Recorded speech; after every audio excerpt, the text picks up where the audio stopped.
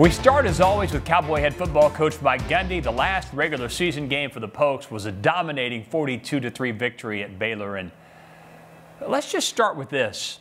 How nice was it to end the regular season with a really good performance and just sort of set a really good mood?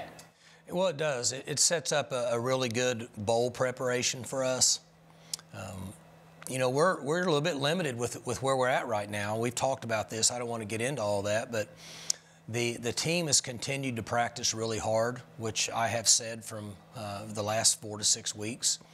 And then the guys that we have that have practiced and competed for us in the game have continued to play with really good effort. You guys can see that from the booth. I mean, there's no secret there.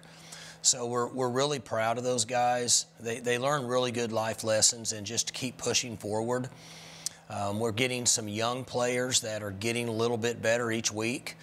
We've got a long ways to go up front in the offensive line. You know, obviously when you're playing with 3 freshmen, your strength levels are going to be limited. Your experience levels are really limited. At the skill position, we had some other guys competing. Without Tylen Wallace, Stoner stepped up and had a good day. Tay Martin played a lot of reps. You know, those guys got some quality work. And then at the running back spot, Dez got banged up a little bit, and so Dominic came in and had a big day rushing the football. So was really proud of those guys. Defensively in that game, we were just awesome. I mean, guys played really good. A lot more zone coverage because of Trey Sterling not being there and Rodarius not being there. So a lot of disguise, a lot of zone. I actually think it helped us. I don't think they had a plan for that part of it just based on watching our tape. And we really did a good job disguising coverage and rolling into certain things. And as you know, we were able to get pressure on the quarterback with 4 guys rushing. And it's a simple process. You know, football's always going to be a numbers game. 4 guys rushing the quarterback, getting pressure, 7 guys in coverage. You got a chance to slow them down. That's what happened on Saturday. You know, it's interesting. In previous weeks, there was lingering uncertainty during the game week. Would this guy play? Would that guy play? You know, et cetera, et cetera, et cetera. Going into the Baylor game, there seemed to be a lot more clarity. Sure. There was. How much did that help in that guys that had to move positions like Dylan Stoner had the entire week to prepare? Young guys knew they were going to play. How much difference do you think that made? Well, it makes a difference, particularly on offense. Again, we finished the game with the 5 guys up front practicing the positions they practiced during the week. Same thing at wideout, as you mentioned with Stoner. The positions they practiced during the week, that's where they played in the game. Defensively, we didn't feel good about Trey Sterling all week, and we knew Rodarius had moved on to the NFL. So we were able to put guys in positions defensively where they were able to play in the game, and they stayed healthy. And so for that reason, all we had to do was sub a guy in if a player got tired, but it was still at the same position they practiced. And that consistency played a big role in the game on Saturday. Dylan Stoner ends up with the 3rd best receiving yards game in Oklahoma State history. 3 touchdowns, all in the first half. I don't know exactly how many games he started at the Z in place of Tylen Wallace, which he did at the end of last year, the last month. But I think he might have 6 touchdown catches in 6 starts at the Z. But how, you know, how gratifying was it for you to see him be able to go out there and do that in his last regular season game? Well, it makes you feel good as a coach. He's a journeyman for us at Oklahoma State. You know, it seemed like he's been here for 10 years. And he's continued to work hard. He's committed to the organization. You know, his body's a little fatigued. Not a little, but somewhat fatigued. And so there's days that we have to protect him in practice, and then he'll come back the next day and go full speed. We're always going to play the way we practice, and he always practices hard. Now, if he gets beat up a little bit, then he'll sit out, but when he comes back, he practices hard. And we made challenged catches in this game. The game before that we lost at the very end, we didn't make those challenge catches. That's the difference a lot of times, particularly in this league. And so last Saturday, we made those challenge catches and we were able to get those big plays. It's interesting with Stoner, and something I researched. I think he's only the 2nd receiver you've had that has been a full-time 3-year starter. I mean, he's like, wait, how could that be? But the only other guy is James Washington. So you've had guys roll in and out. He's been a permanent 3-year starter. That's a bigger deal than I think people realize. Well, as I had mentioned, he's kind of a journeyman for us. We've had a number of guys that were here and did well, but then they went to the NFL. You know, other than James coming back, those other guys, Blackmans of the world, they redshirted. Des Bryant left. Des Bryant moved on to the NFL. So he's been a really solid, consistent player for us. And, you know, couldn't be any more excited for him to have a big game like that. And then I know that he's excited about some days off this week and then getting ready to play in a bowl game. We'll talk about the Cowboy Bull situation when we return.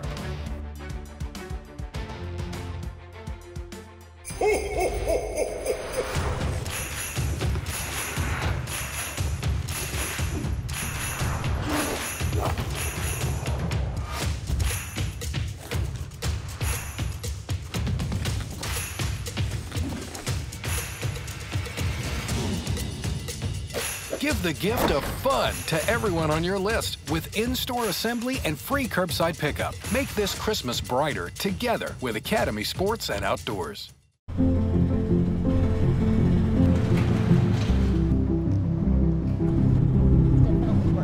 you have butter lettuce over there? Yeah. Okay. All right. All right. Thank you so much. You bet. Okay. Just try a little bit here. Hey, Jay, can you grab that? We'll get right on it. Thank you. I know how much you guys love tomatoes, so I have stories to tell you about these tomatoes. ADM milling is really a part of the fabric of the Enid community. So if we were to have lost them, it would have been more than the 70 jobs that they employ. OG&E, the City of Enid, and the Enid Regional Development Alliance were all great to work with. Not only does it allow for the growth of the new mill, but also the power is there to make that happen for the future.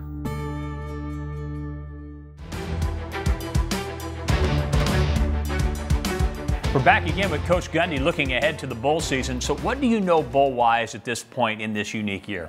We don't know anything. We won't find anything out until after the championship game. You know, there's discussion about maybe both teams making it into a New Year's Six. If so, then that changes where the rest of us in this league are slotted. If not, it bumps down one game and then we slot differently. So for that reason, we don't know. It's very unusual this year because of playing so late in the season that we usually have a pretty good idea of what's going on, but we don't have any idea where we're going. We'll find out what would be Sunday, and then we could be playing in 10 days or less. So we'll have to move really fast with a lot of planning, unlike the other years where we at least had 3 weeks notice. But you'll have a place to go. Sure. Oh yeah. I mean, we're bowl eligible, and you know, we won more than enough games to be there, and so that'll be a nice reward for the players, even though they don't get an extended stay. You know, they still have the history of I was on a team that played in a bowl every year, and there's a lot to that. They don't understand that right now. They're too young, but we do. And so it's important for them to be able to say that, throughout my career at Oklahoma State, we played in a bowl every year, and that's what that allows us to do at the end of this season. Well, it looks like you've managed to get all 10 in, and looks like a bowl game too. Would you have thought that? Well, I don't think so. I think in the middle of the year when these numbers started running up and teams were COVIDing out, but we've been great. I don't want to continue to talk about it, but our medical staff has been through the roof. Their plan was better than anybody's. They brought everybody in. We started doing some research on it. We didn't lose a starter all year, and I don't think we had more than 2 or 3 guys even throughout the season each week that were on the travel roster that weren't available for us during the year. So all of the planning and the way that we executed it here with the virus, and to be able to get 10 now plus 1, 11 games in is pretty amazing based on what's happened across the country. Cowboy safety Jason Taylor has made some huge plays during the course of the 2020 season, but he still carries with him the memory of his late father. That story when we return.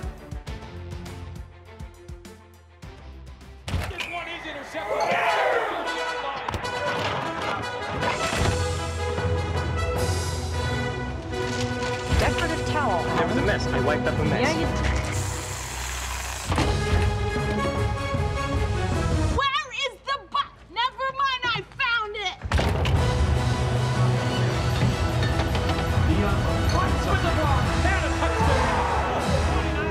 game day is a go, there's a Bud Light there.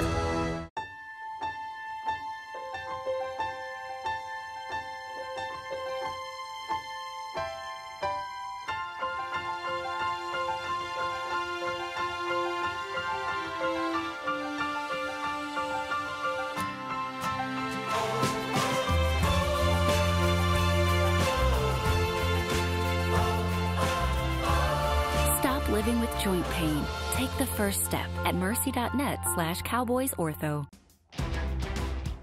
Playing football at Oklahoma State is a dream for many, but for Jason Taylor II, he's fulfilling more dreams than just his own. It felt like it was almost meant to be, you know. It's funny to say, but it almost felt like it was meant to be. For Jason Taylor II, playing at Oklahoma State feels like fate.